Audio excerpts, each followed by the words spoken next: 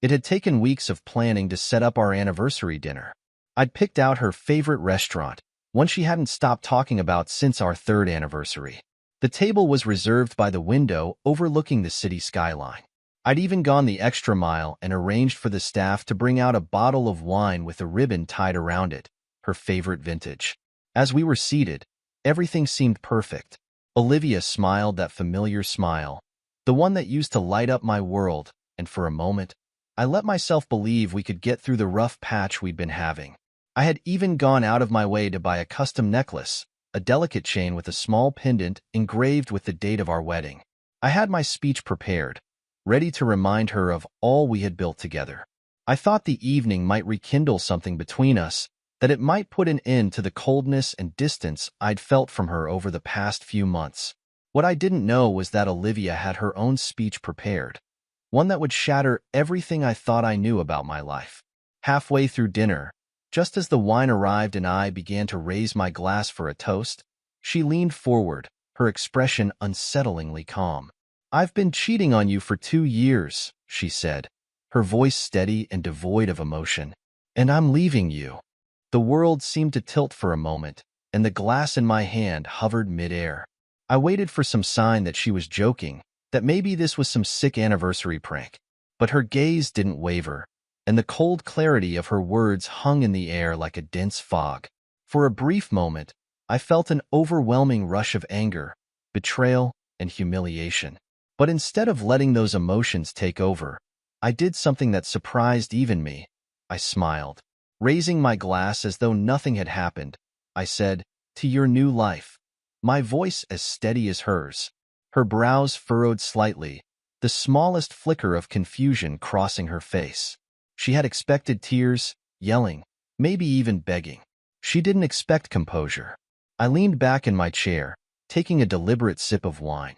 "So," I asked calmly, "does he make you happy?" Olivia shifted uncomfortably in her seat, the confident facade she had walked in with cracking ever so slightly. "It's complicated," she muttered, avoiding my gaze. That hesitation told me everything I needed to know. She wasn't sure. She thought she was trading up, walking away from a life she deemed predictable and boring.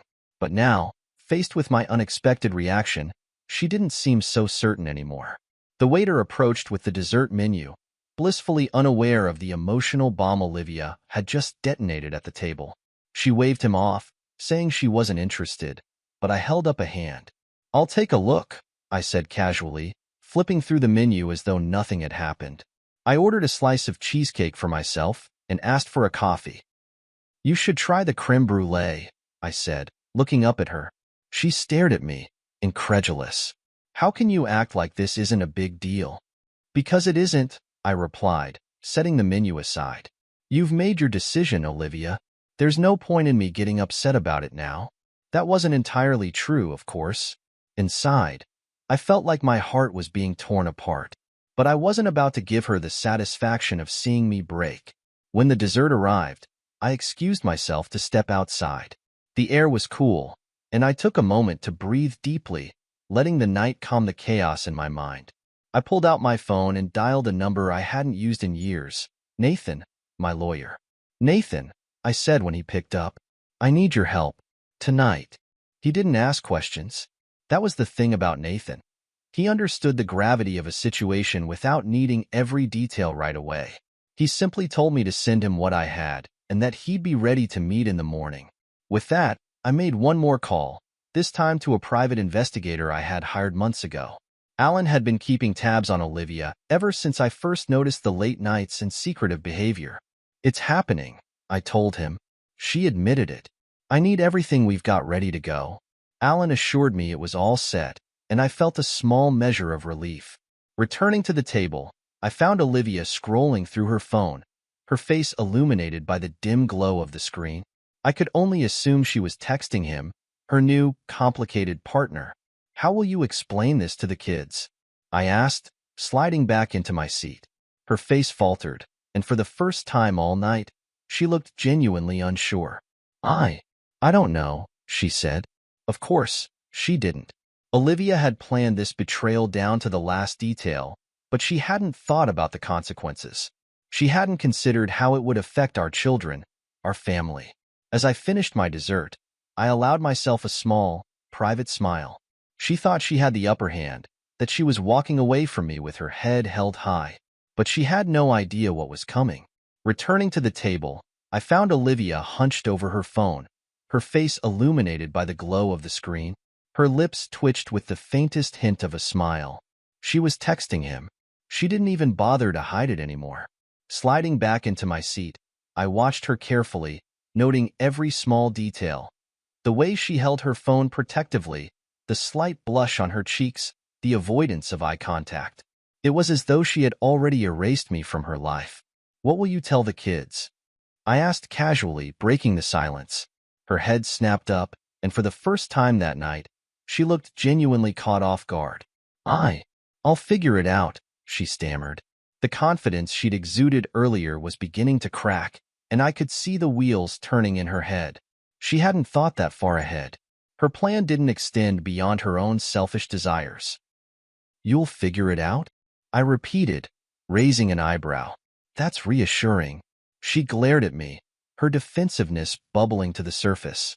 "You don't need to make this harder than it already is." I chuckled, shaking my head. "Harder for who, Olivia? You?" Her silence was all the answer I needed. The waiter returned to check on us, oblivious to the tension hanging thick in the air. Olivia declined dessert again, but I ordered a second coffee. I had no intention of rushing this moment. As I sipped my coffee, I allowed my mind to wander, reflecting on the months that had led up to this dinner. The signs had been there all along. The late nights, the secretive phone calls, the way she avoided my touch. At first, I thought it was just a rough patch, something all couples go through after years of marriage. I had tried to talk to her, to ask what was wrong, but she always dismissed me. "I'm just tired," she'd say, or "Work has been stressful." But the truth was far more insidious. While I was busy trying to hold our family together, she was out building a new life with someone else. And yet, despite all the evidence, I had stayed silent. I told myself I needed proof, that I couldn't confront her without knowing the full story. That's when I hired Alan, the private investigator. It was one of the hardest decisions I'd ever made, handing over my suspicions to someone else, allowing them to pry into my wife's life. But when Alan started sending me photos of Olivia and her lover, laughing together at a cafe, entering a hotel room, kissing in a parked car, I knew I had made the right choice. I had everything I needed: dates, times, receipts, and even recordings of their conversations. She thought she had outsmarted me, but she had no idea how much I already knew. Olivia shifted in her seat, her discomfort growing with each passing second of silence. "Why aren't you angry?" she asked suddenly, her voice tinged with frustration. "Why aren't you yelling or doing something?" I set my coffee cup down carefully, meeting her gaze. "What's the point?" I asked. "You've already made your decision. Getting angry won't change anything." She blinked, clearly unprepared for my calm demeanor. I didn't expect you to act like this." I leaned back in my chair, a small smile playing at the corners of my mouth. "You thought I'd fall apart, didn't you? That I'd make a scene, beg you to stay?" Her silence spoke volumes.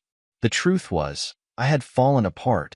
Months ago, when I first realized what was happening, I had spent sleepless nights wondering where I went wrong, questioning every moment of our marriage. But now, sitting across from her, I felt an unexpected sense of clarity. This wasn't about me. It was about her. Her selfishness, her inability to commit, her betrayal. And I wasn't going to let her drag me down with her. The waiter returned with the check, and I reached for my wallet. Olivia started to protest, but I waved her off. "Don't worry," I said. "This one's on me." She frowned, clearly suspicious of my behavior. "You don't have to act so magnanimous." "Magnanimous?" I repeated, laughing softly.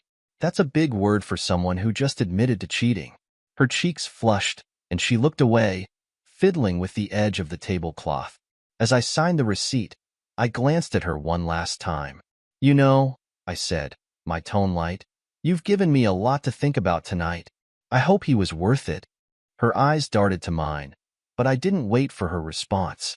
I stood, slipping my jacket over my shoulders, and walked toward the door. Stepping outside, I took a deep breath, the cool night air washing over me. I pulled out my phone and dialed Alan. She admitted it, I said when he answered. Good, Alan replied. What's the next move? Send me everything, I said. Photos, videos, recordings. I want it all organized and ready to go. Consider it done, Alan said. Ending the call, I stood on the sidewalk for a moment, staring up at the restaurant's glowing sign. Inside, Olivia was probably wondering what I was up to, her mind racing with possibilities. She had no idea that I was 10 steps ahead, that I had been preparing for this moment for months. I walked back inside, sliding into my seat as if nothing had happened. Olivia looked at me, her eyes narrowing slightly. What were you doing out there? She asked. I smiled, picking up my coffee cup, just enjoying the fresh air. The game had only just begun, and I was ready to play. The restaurant door opened, and a faint chime rang through the air. I didn't need to look up to know who it was. I had planned this moment down to the last detail. I leaned back in my chair, smiling as Olivia glanced toward the entrance. Her face, already pale from the tension between us, drained of all color when she saw him walk in. You're not leaving just yet, I said, my voice calm but laced with purpose. Her head whipped toward me, panic flashing in her eyes. What did you do? She hissed, her voice low but trembling. I gestured toward the man now standing at the entrance, scanning the room. I figured it was time for a proper introduction. After all, you've been seeing him for 2 years. It's only fair that I get to meet him, don't you think? She froze, her mouth opening and closing as if searching for the right words. But there were no words that could save her now. The man spotted us and made his way over, his gait confident but cautious. He clearly didn't know what to expect, though I could see a flicker of excitement in his eyes as he approached the woman he believed was his. David, I greeted him, standing and extending a hand. He hesitated for a moment before shaking it, his confusion evident. Hi, he said, glancing between me and Olivia. I wasn't expecting this. Neither was I said, smiling as I gestured for him to take a seat. But life is full of surprises, isn't it? David pulled out a chair and sat down, still unsure of what was happening. Olivia, on the other hand, looked like she wanted to sink into the floor. Her hands clutched the edge of the table, her knuckles white. Marcus, she began, her voice tight with barely concealed anger. This is unnecessary. I ignored her, turning my attention to David. So, I said, pouring him a glass of wine, you're the man my wife has been seeing behind my back. How's that been going for you? David's eyes widened, and he shot a nervous glance at Olivia. I think there's been a misunderstanding, he stammered. No misunderstanding, I said, my tone sharp enough to cut through the air. I know everything. The late-night meetings, the hotels, the lies. Trust me, David, I've done my homework. He looked at Olivia, his expression shifting from confusion to accusation. You said you were going to tell him, he said, his voice low but strained. Olivia shook her head, her lips pressed into a thin line. This isn't the time or place, she said through gritted teeth. On the contrary, I said, leaning back in my chair. This is the perfect time and place. You've been lying to both of us for years. It's time to get everything out in the open. The waiter approached our table, his cheerful demeanor faltering as he sensed the tension.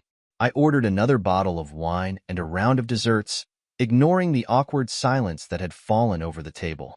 As we waited, I decided to break the ice. So, David, I began, what is it about Olivia that caught your attention? Was it her charm? Her beauty? Or maybe it was her ability to lie so convincingly? Marcus, stop, Olivia snapped, her composure slipping further. David, however, looked genuinely torn. I thought we were building something real, he said, his eyes locked on Olivia. You told me you were trapped in a loveless marriage, that he didn't care about you. I raised an eyebrow. Is that so? And yet, here we are, celebrating our anniversary. Doesn't seem very loveless to me. Olivia's face burned with humiliation, her hands shaking as she gripped her glass. I didn't think you'd actually show up, she muttered, glaring at David. Well, I got a message saying you wanted to meet, he said, frowning. Was that not you? No, it wasn't, she snapped, her anger now directed at me. You set this up, didn't you? I shrugged, taking a sip of wine. Consider it my anniversary gift to myself. The desserts arrived, but no one touched them. The tension at the table was palpable, each of us caught in the tangled web of lies and betrayal. Tell me, David, I said, setting my fork down. Does it bother you that she's been lying to me for 2 years? David frowned, his confusion deepening. 2 years? She told me this started 6 months ago. I watched Olivia's face crumble, her carefully constructed narrative falling apart in real time. I didn't want to overwhelm you, she said weakly. David's expression shifted from hurt to anger. You've been lying to both of us, he said, his voice rising. Welcome to my world, I said, raising my glass in a mock toast. Olivia opened her mouth to respond, but no words came out. For the first time all night, she seemed at a complete loss. David stood abruptly, his chair scraping loudly against the floor. I need some air, he muttered, storming toward the exit. Olivia turned to me, her eyes blazing. What the hell is wrong with you? Me, I said, feigning innocence. I'm not the one who destroyed our marriage. I'm just cleaning up the mess you made. The waiter returned with the check, his eyes darting nervously between us. I handed him my card, offering a polite smile. Thank you for the excellent service, I said. As Olivia fumed silently, I stood and slipped on my jacket. You should go after him, I said, nodding toward the door. You wouldn't want to lose him now, would you? Her glare could have burned a hole through me, but I didn't care. The game was no longer in her control, and she knew it.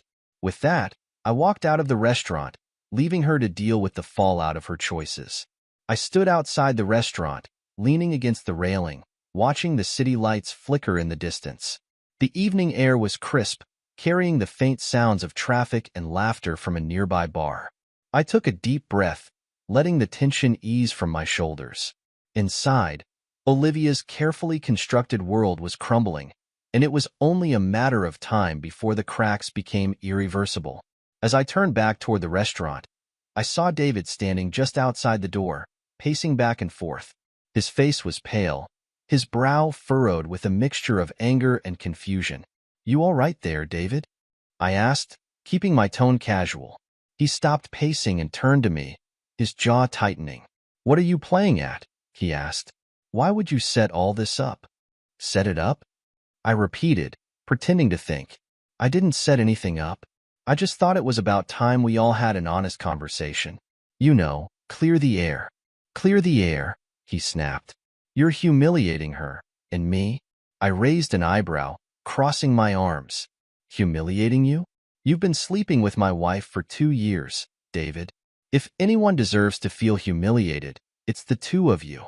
He opened his mouth to respond but closed it again, his face reddening. He couldn't argue with the truth.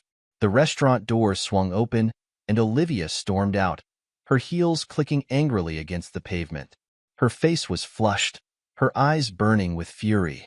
David, let's go, she said sharply, grabbing his arm. He shook her off, stepping back. No, I think I'll stay, he said, his tone cold. I want to hear what else he has to say. Olivia's expression faltered, her confidence wavering. She turned to me, her voice low and venomous. You're enjoying this, aren't you? Enjoying it? I asked, tilting my head. Not particularly. I'd much rather be spending my anniversary with someone who actually respects me. Her jaw tightened, and for a moment, I thought she might lash out. Instead, she took a deep breath, smoothing her hands down the front of her dress. You've made your point, Marcus, she said through gritted teeth. Can we stop this now? Oh, I'm just getting started, I replied, my voice calm but firm. I motioned for David to follow me back inside, ignoring Olivia's protests. He hesitated for a moment before reluctantly stepping through the door. Olivia trailed behind, her movements stiff and defensive. Back at the table, the half-eaten desserts and empty wine glasses sat untouched, a stark reminder of how far the evening had spiraled out of control. I gestured for David to take a seat, and after a brief pause, he complied.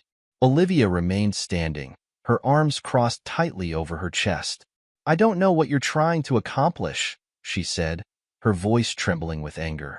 I'm trying to understand, I said, leaning forward. I'm trying to understand how the woman I married turned into someone who could betray me so completely. Her eyes darted away, unable to meet mine. David shifted uncomfortably in his seat, the weight of the confrontation pressing down on him. Tell me, David, I said, turning my attention to him. What did she tell you about me? That I was controlling? That I didn't love her? That I was too busy to notice? He swallowed hard, glancing at Olivia before answering. She said you were distant, that you didn't care anymore, that the marriage was over, but you didn't want to admit it. I nodded, my lips pressing into a thin line. And you believed her. He didn't respond, his silence speaking volumes. Olivia finally spoke, her voice defensive. It's not like that, Marcus. You were distant. You shut me out. I shut you out? I repeated, my voice rising slightly. I worked 12-hour days to provide for this family. I sacrificed time with my friends, my hobbies, everything, so you could have the life you wanted. And this is how you repay me? She flinched, her defenses crumbling. I made a mistake, she said quietly. No, Olivia, I said, shaking my head. A mistake is forgetting an anniversary or missing a dinner reservation. What you did was a deliberate choice, a series of choices over 2 years to lie, cheat, and destroy everything we built together. David shifted in his seat, his discomfort evident. I didn't know it was that long, he muttered. I turned to him, my gaze steady. And now you do. So tell me, David, does it bother you that she's been lying to both of us? He stared at me, his jaw clenching. Yes, he admitted. It does. Olivia's head snapped toward him, her eyes wide. David. No, he interrupted, standing abruptly. I need to think. He turned and walked toward the door, leaving Olivia and me alone at the table. The silence between us was deafening. Olivia sank into the chair David had vacated, her shoulders slumping as the weight of the evening pressed down on her. Marcus, she said softly, her voice pleading, can we just talk about this? Just the two of us? I stared at her, my expression unreadable. Why? So you can spin another lie? So you can twist the truth to fit your narrative? Tears welled up in her eyes, but I felt no sympathy. I didn't want it to end like this, she whispered. Neither did I replied, standing. But you made your choices, Olivia. Now you have to live with them. I left her sitting there, the weight of her actions finally sinking in. The door swung shut behind me, and I stepped into the cool night air. David was nowhere to be seen, and for the first time that evening, I felt a sense of calm wash over me. Olivia thought she had control, but now, the narrative was mine. The night air was crisp as I stepped away from the restaurant, the sound of the door swinging shut behind me providing a strange sense of finality.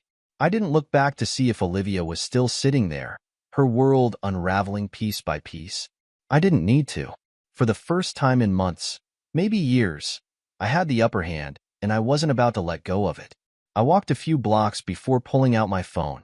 Dialing Alan, my private investigator, had become second nature over the past few months. It's time, I said when he picked up. Got it, Alan replied without hesitation. I'll send everything to her and him. It'll be in their inboxes before the night is over. Make it public too, I added, my tone steady but resolute. The people closest to us need to know what she's been doing. There was a pause on the other end. Are you sure? I've never been more sure of anything, I said firmly before hanging up. By the time I returned home, my mind was racing, but I felt strangely calm. The wheels were already in motion, and there was no stopping them now. I poured myself a glass of whiskey, sat at the kitchen table, and waited. It didn't take long. My phone buzzed relentlessly with notifications, emails, texts, and calls flooding in. I didn't answer any of them. Instead, I opened my laptop and logged into the anonymous account Alan and I had set up weeks ago.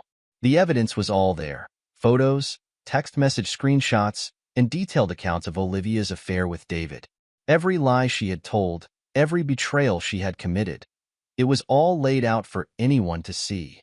I watched as the views climbed rapidly, the comments pouring in from friends, family, and acquaintances. Some expressed shock, others disgust. A few, predictably, tried to defend her, but the overwhelming consensus was clear. Olivia had crossed a line, and there was no coming back from it. My phone buzzed again, and this time, I glanced at the screen. It was Olivia. Her name flashing on the screen filled me with a mix of anger and vindication. I let it ring out, but she called again and again. Finally, I answered, my tone calm but cold. "What do you want, Olivia?" Her voice was frantic, trembling with a mix of anger and fear. "What the hell did you do, Marcus? Why would you do this?" "Why would I do this?" I repeated, leaning back in my chair. "Why wouldn't I, Olivia? You spent 2 years tearing apart our marriage behind my back. Did you really think there wouldn't be consequences? This is cruel," she spat, her composure slipping. "You're trying to ruin me." "No," I said evenly. "You ruined yourself. I'm just making sure everyone knows the truth." There was a long silence on the other end, broken only by her ragged breathing. Finally, she spoke, her voice barely above a whisper. "What do you want from me, Marcus?" I sighed, setting my glass down on the table. What I wanted, Olivia, was a partner. Someone I could trust. Someone who valued the life we built together. But you made it clear that wasn't who you were. So now, all I want is for you to face the consequences of your actions. The next morning, the fallout began in earnest. Mutual friends started reaching out, expressing their shock and disappointment in Olivia. Some cut ties with her entirely, unwilling to associate with someone who had betrayed her family so deeply. David wasn't spared either. His employer, a prominent law firm, caught wind of the scandal and placed him on indefinite leave. His reputation, carefully built over years, was now in tatters. And Olivia? She tried to fight back, calling mutual friends and family members to plead her case. But the evidence was undeniable, and the more she tried to explain it away, the worse she looked. A few days later, I received a call from David. I almost didn't answer, but curiosity got the better of me. "What do you want?" I asked, not bothering to hide my disdain. I need to know why you did it," he said, his voice heavy with defeat. "Why are everything out like that?" I leaned back in my chair, staring out the window.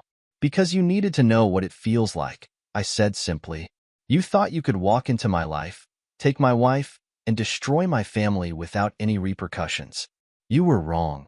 He didn't respond, but I could hear his shallow breathing on the other end. Finally, he muttered, "I never meant for it to go this far." I laughed bitterly. "That's the thing about choices, David. They have consequences, whether you meant for them to or not." By the end of the week, Olivia showed up at the house, her face pale and drawn. She looked like she hadn't slept in days, her once perfect exterior now cracked and broken. "Marcus," she began, her voice trembling. "Can we talk?" I stood in the doorway, blocking her from entering. "There's nothing to talk about, Olivia. You made your choices, and now you're living with them." "Please," she whispered, tears streaming down her face.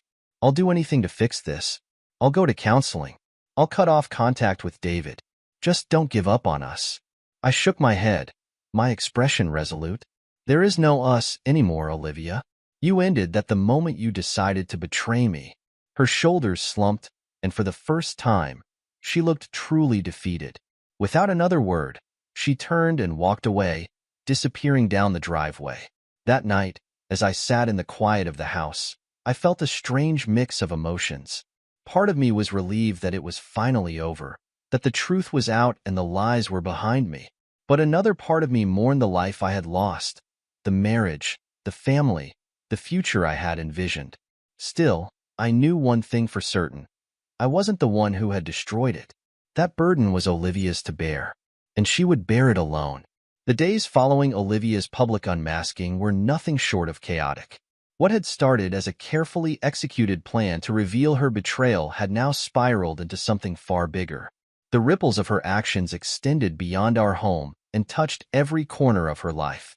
It was like watching a slow-motion car crash, and there was nothing she could do to stop it. Friends, once loyal to her, began to pull away. Social media posts that once garnered hundreds of likes and comments were now met with silence or outright hostility. The texts and calls she bombarded me with gradually turned from anger and threats to desperation and regret. I didn't respond to any of them. Olivia was a ship sinking fast, and she was discovering just how cold the waters of betrayal could be. For me, the fallout wasn't as chaotic. It was oddly peaceful, a sharp contrast to the storm raging in her world. I moved through my days with a quiet sense of purpose, focused on my children and my work. The kids had been my priority from the beginning. I made sure to shield them from the full brunt of the drama, keeping their routines as normal as possible. But children are perceptive, and they knew something was wrong. "Where's Mom?" my youngest asked one night at dinner, his fork poking at his plate. "She's staying somewhere else for a little while," I said carefully, not wanting to taint their perception of her more than necessary. "But I'm here, and we'll get through this together." He nodded solemnly, clearly not fully understanding but accepting my words nonetheless. My heart ached for them. They deserved better than this. Meanwhile, Olivia's life continued to crumble. She lost her job at the marketing firm. Apparently, David's fall from grace had dragged her down with him. It seemed their company wasn't eager to keep employees embroiled in a public scandal. She reached out to mutual friends, but most of them had already seen the evidence. It was hard to argue against photos, texts, and videos that left no room for interpretation. I heard through the grapevine that she had moved into a small apartment on the other side of town. Gone were the days of luxury and comfort she had enjoyed in our family home. Now, she was alone, left to grapple with the reality of her choices. One evening, I received a call from Olivia's sister, Sarah. She and I had always gotten along well, and it was clear she was struggling to reconcile the sister she loved with the woman who had done so much damage. "I don't know what to say, Marcus," she began, her voice heavy with regret. I can't believe she did this. To you, to the kids, to herself." "Neither can I admitted, leaning against the kitchen counter. "She's been calling me non-stop," Sarah continued, begging for help, saying she didn't mean for things to get so out of hand. "What do you want me to do?" I paused, considering her question. "I don't expect you to cut her off," I said finally. "She's your sister, but I can't let her back into my life, Sarah. Not after everything she's done." Sarah sighed. "I understand. Just know that I'm here for you, and the kids if you ever need anything." "Thank you," I said, meaning it. The legal side of things progressed swiftly, thanks to the mountain of evidence I had compiled. My lawyer, Nathan, was a bulldog in court, ensuring that Olivia's infidelity was front and center. When the judge awarded me primary custody of the kids, I felt a weight lift off my shoulders. I knew I had done everything in my power to protect them and secure their future. Olivia fought hard to retain some semblance of control, but the evidence against her was overwhelming. In the end, the court saw through her attempts to paint herself as the victim. As the divorce was finalized, I felt a strange mix of emotions: relief, sadness, and a lingering sense of disbelief that this was how our story had ended. One afternoon, as I was unpacking boxes in my new home, I received a text from David. "David ***, can we meet? I need to talk." I stared at the message for a moment, debating whether to respond. In the end, curiosity won out. We met at a small coffee shop on the edge of town. He looked rough, his usually polished appearance replaced by an unshaven face and wrinkled clothes. "I owe you an apology," he said as soon as he sat down. I sipped my coffee, waiting for him to continue. "I didn't know she was lying to me," he admitted. "She told me you were cold, controlling, that you didn't care about her. I believed her. I was an idiot." I set my cup down, meeting his gaze. "You were an idiot," I agreed. "But that doesn't absolve you of your role in all this. You knew she was married, and you pursued her anyway." He nodded, his shoulders slumping. "You're right. I have no excuse." For a moment, we sat in silence, the weight of everything that had happened hanging heavily between us. "What do you want from me, David?" I asked finally. He sighed. "Nothing. I needed to say I'm sorry. For everything." I nodded slowly. "Apology accepted. But don't expect forgiveness." Not yet. Fair enough, he said, standing to leave. Take care of yourself, Marcus. You too, I replied, though I wasn't sure I meant it. That night, as I sat on the couch with my kids, watching their favorite movie, I felt a sense of peace settle over me. The fallout had been devastating, but it was also necessary. It had cleared away the lies, the betrayal, and the toxic elements of my life, leaving room for something better. For the first time in years, I felt like I could breathe again. The first morning in the new house felt surreal. The air was quiet, the kind of peaceful silence that had been missing from my life for years. The kids were still asleep upstairs, their laughter and footsteps yet to fill the empty rooms. I sipped my coffee by the window, staring out at the neighborhood that was slowly becoming our new home. It wasn't the grand house Olivia and I had shared. This was smaller, cozier, and free of the memories that once haunted every corner of my old life. It wasn't just a house, it was a blank slate.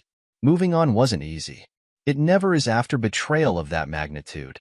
But I found solace in the little things, routine, structure, and the unshakable bond one shared with my kids. I focused on building a home for them, piece by piece. Furniture was rearranged, walls were painted, and a new dining table became the centerpiece of our family meals. One night, as we sat around that table eating pizza and talking about their day, my youngest looked up and asked, "Do you think Mom will ever come back?"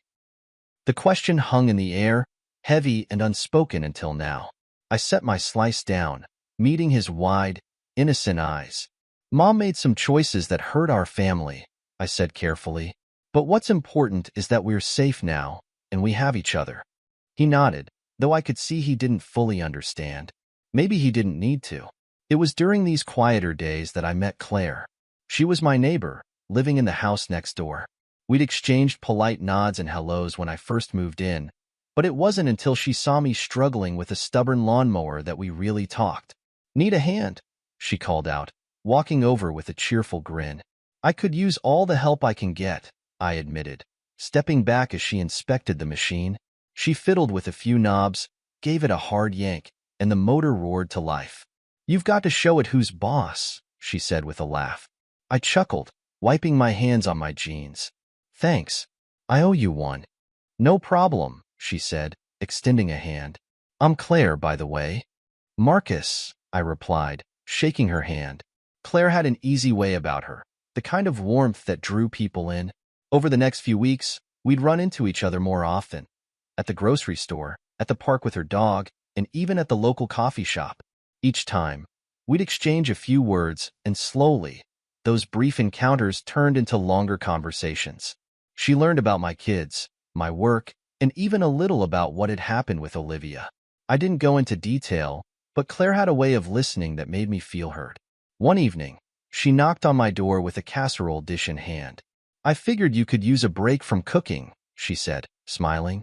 The kids loved her immediately, and as we sat around the table eating her homemade lasagna, I felt a warmth I hadn't experienced in a long time. Claire became a regular part of our lives, though I was careful not to rush into anything. Trust was fragile, and I wasn't ready to hand it over so easily. But with each passing day, she proved herself in small, meaningful ways. She helped my daughter with a school project, taught my son how to bake cookies, and even lent me her tools when I decided to build a treehouse in the backyard. One afternoon, as we worked on the treehouse together, she paused, looking up at the structure with a satisfied smile. "You're really good at this," she said. "Years of practice," I replied, hammering in another nail. "I used to build furniture before life got complicated." She glanced at me, her eyes soft. "You should get back into it. You're clearly passionate about it." Her words stuck with me, and that night, after the kids were asleep, I found myself sketching designs for a new coffee table. Claire's presence didn't just bring comfort, it brought inspiration. She reminded me of who I was before Olivia's betrayal, before I let life chip away at my identity. I started small, building furniture in the garage during my free time. What began as a hobby soon turned into a side business. Claire encouraged me every step of the way, helping me market my pieces online and even finding local clients who appreciated my craftsmanship. One evening, as we sat on the porch watching the kids play in the yard, Claire turned to me and said, "You're a good man, Marcus." Don't let anyone make you forget that. Her words hit me harder than I expected. For so long, I had doubted myself, wondering if Olivia's betrayal was somehow my fault. But Claire reminded me that I was worth more than the pain I had endured. By the time the holidays rolled around, our new house felt like home. The kids were thriving, their laughter filling every corner of the space we had built together. Claire joined us for Christmas dinner, bringing gifts for the kids and a bottle of wine for me. As we sat around the table, surrounded by the warmth of family and friendship, I realized how far I had come. This was what a fresh start looked like. Not perfect, not without its challenges, but full of hope and possibility. For the first time in a long time, I felt like I was exactly where I was meant to be. The call came late in the evening, just as I was tucking the kids into bed. I didn't recognize the number, but something told me to pick up. Marcus, the voice on the other end began, hesitant and shaky. It was Olivia. What do you want? I asked, keeping my tone neutral but firm. I need your help, she said, her voice cracking. Everything is falling apart. I let her words hang in the air, refusing to fill the silence. This wasn't my problem anymore.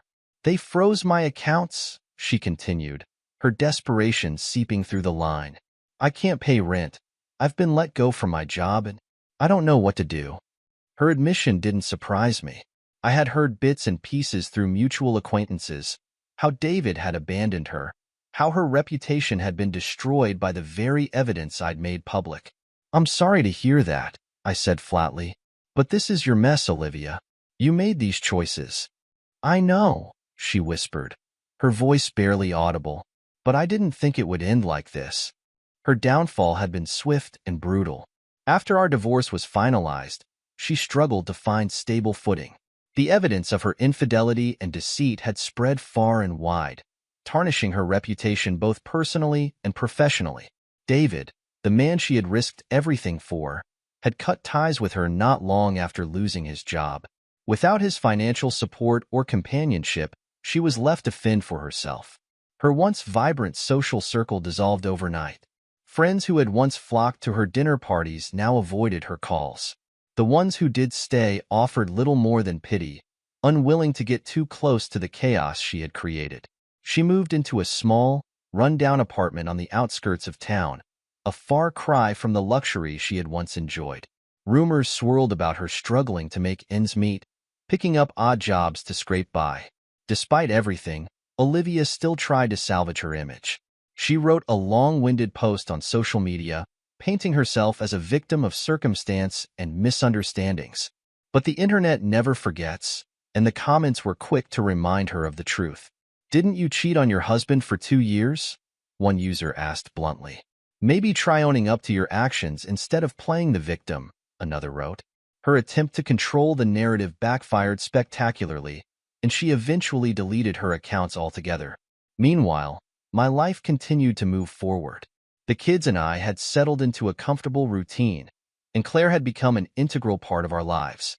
One afternoon, as I worked on a new furniture piece in the garage, Claire walked in holding her phone. You'll want to see this, she said, handing it to me. It was a news article about David's latest scandal, a lawsuit from his former employer accusing him of embezzlement. His financial troubles had finally caught up to him, and it seemed he was facing serious legal consequences. Looks like karma's making its rounds, I said, handing the phone back to her. Claire smiled. It's almost poetic, isn't it? Not long after, Olivia reached out again, this time in the form of a handwritten letter. The envelope arrived one morning, its edges frayed as if it had been carried through a storm. I debated whether to open it, ultimately deciding that I needed to hear what she had to say. The letter was filled with apologies and regret. She admitted to her mistakes, acknowledging the pain she had caused and the family she had destroyed. I see now how wrong I was, she wrote. I thought I was chasing happiness, but all I found was emptiness. I don't expect your forgiveness, but I needed to say I'm sorry. For a brief moment, I felt a pang of sympathy for her, but it quickly passed. I folded the letter and placed it in a drawer, deciding not to respond. Her apologies, while sincere, couldn't undo the damage she had done. Months later, I heard through Sarah, Olivia's sister, that she had moved back in with their parents. They had taken her in reluctantly, their disappointment evident to anyone who spoke to them. "She spends most of her days in her old room," Sarah confided during a phone call. "I think she's finally realizing what she lost." "Good," I said simply. Sarah hesitated. "Do you think there's any chance she could rebuild her life?" "That's up to her," I replied. "But she's burned too many bridges to come back to mine." By the end of the year, Olivia had faded into obscurity. The woman who had once commanded attention at every party, who thrived on validation and admiration, was now a shadow of her former self. Her downfall wasn't just a result of my actions. It was a consequence of her own choices, her inability to see beyond her selfish desires. And while part of me felt a sense of closure, I knew that true peace came not from her suffering but from the life I had rebuilt for myself and my kids. That evening, as I sat on the porch watching the sunset, Claire joined me with 2 mugs of coffee. "Penny for your thoughts?" she asked, sitting beside me. I smiled, shaking my head. "Just thinking about how far we've come." She reached for my hand, her touch warm and reassuring. "You deserve this, Marcus. All of it." And for the first time in years, I truly believed her. The house was quiet, bathed in the golden glow of the late afternoon sun. The kids were at a friend's birthday party, giving me a rare moment of solitude. I sat in my workshop, sanding down a piece of walnut for a custom coffee table. The rhythmic scrape of the sandpaper against the wood was meditative, a steady reminder that rebuilding something broken takes time, effort, and care. This had become my sanctuary. Whenever the weight of the past threatened to creep back in, I would retreat to the workshop, letting my hands create what my heart was still learning to process. Claire arrived later that evening, balancing a casserole dish in one hand and a bouquet of flowers in the other. "You didn't have to do all this," I said, taking the dish from her and setting it on the counter. "You're right, I didn't," she replied with a teasing smile. "But I wanted to. Plus, the kids love my lasagna." She wasn't wrong. By the time dinner was over, the kids had polished off every last bite, leaving me with little more than a slice to tuck away for lunch the next day. As we cleaned up the kitchen together, Claire looked over at me, her expression serious. "You're doing an amazing job with them," she said. "Thanks," I replied, drying a plate. "I just want to make sure they feel safe and loved. After everything they've been through, they deserve that much." "And so do you," she said softly, her eyes meeting mine. Our relationship had grown slowly, rooted in trust and mutual respect. Claire never pushed me to open up about my past, but when I did, she listened without judgment. I didn't think I'd ever be able to trust someone again, I admitted one evening as we sat on the porch, the kids already in bed. After Olivia, I wasn't sure if I even wanted to try. She reached for my hand, her grip warm and steady. "Trust takes time, Marcus, and so does healing. But you're stronger than you think." Her words stayed with me long after the conversation ended, a quiet affirmation that I was moving in the right direction. One morning, Claire showed up with a stack of business cards and a folder of ideas. "I was thinking," she began, spreading the cards out on the table, "your furniture is incredible, and people should know about it. Why not turn this into a full-time business?" I laughed, shaking my head. "Claire, I'm barely keeping up with the few orders I have now." "Exactly," she said, her eyes sparkling with determination. "There's a demand for what you do. We just need to organize it." She wasn't wrong. With her help, I launched a small business, creating custom furniture pieces for local clients. Claire handled the marketing, setting up a website and managing social media, while I focused on the craftsmanship. Within months, the business took off, and for the first time in years, I felt a sense of purpose beyond just surviving. The kids thrived in our new routine, too.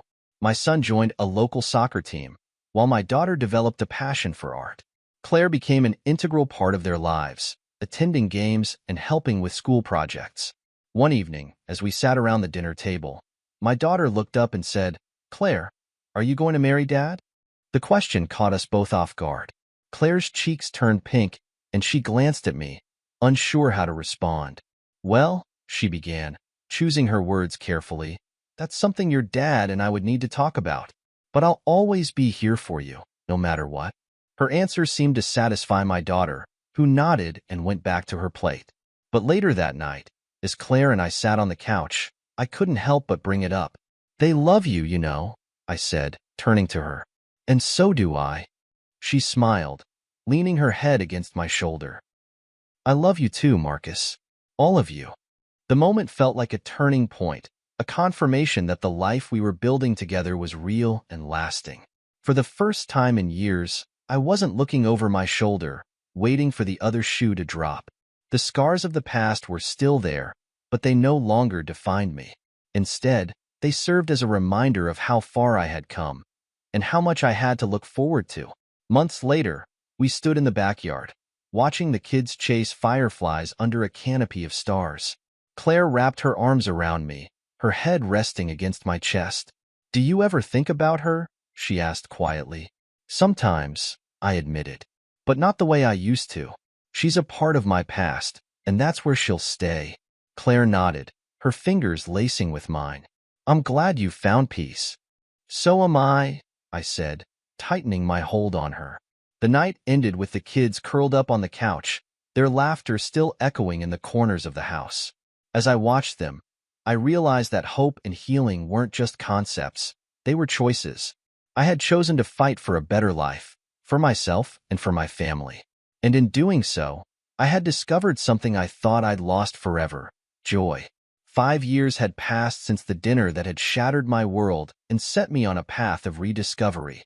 Time had a way of smoothing the rough edges of the past, but the lessons it left behind were etched deeply into who I had become. The house was alive with laughter and movement. Claire, now my wife, was in the kitchen baking cookies with the kids, their giggles spilling into the living room. I sat at my desk, going over some design plans for a new client, but the sounds of my family kept pulling my attention. It was the kind of life I had once dreamed about, a life filled with love, trust, and simple joys. And it was one I had fought hard to build. Looking back, it was hard to believe how much had changed. Olivia had reached out a few times over the years, always with some variation of the same message: regret, apologies, and the hope for a conversation. I never responded. The last I heard, she was still living with her parents, working a series of odd jobs to make ends meet. The glamorous, carefree life she had chased with David had long since crumbled, leaving her with little more than memories of what she'd thrown away. David, too, had faded into obscurity. His legal troubles had cost him his career and reputation, and he had relocated to a different state. As far as I was concerned, both of them were ghosts, remnants of a chapter one had long since closed. Claire's gentle laugh pulled me from my thoughts. I turned to see her standing in the doorway, flour dusting her cheeks and a tray of cookies in her hands. "Want a taste test?" she asked, holding out the tray. I took one, biting into the warm, gooey chocolate chip cookie. "Perfect," I said, grinning. She leaned against the doorframe, watching me with that familiar, steady gaze. "You okay?" I nodded, just thinking about how lucky I am. "You deserve it," she said simply. The kids burst into the room moments later, pulling me toward the backyard where we had started planting a small garden together. My son proudly showed me the first sprouts poking through the soil, while my daughter asked a million questions about how plants grow. It was in these small moments that I found the most peace. Life wasn't flashy or extravagant, but it was full of meaning. The scars from the past had faded into the background, overshadowed by the warmth of the present. Later that evening, as the kids slept and Claire and I sat on the porch, I reflected on the journey that had brought me here. "You know," I said, breaking the comfortable silence, "there was a time when I thought I'd never feel this kind of peace again." Claire reached for my hand, her touch grounding me. "But you made it," she said softly, "and you built something beautiful out of the ashes." I nodded, my heart full. "I couldn't have done it without you." She smiled, her eyes shining in the moonlight. "You would have. I just helped you see what you were capable of." The next day, I sat down to write a letter, not to Olivia, but to myself. It wasn't about blame or anger. It was about gratitude. Gratitude for the strength I had found, the lessons I had learned, and the life I had rebuilt. I ended the letter with a simple promise. I will never forget where I've been, but I will always focus on where I'm going. The years stretched ahead, full of possibility. There would be challenges, no doubt, but I felt ready to face them. As I tucked the letter into a drawer and turned to the sound of Claire calling me for dinner, I felt a deep sense of contentment. This was my life now, a life I had fought for, earned, and cherished. And as I joined my family at the table, the laughter and love surrounding me, I knew one thing for certain. The best chapters of my story were still being written.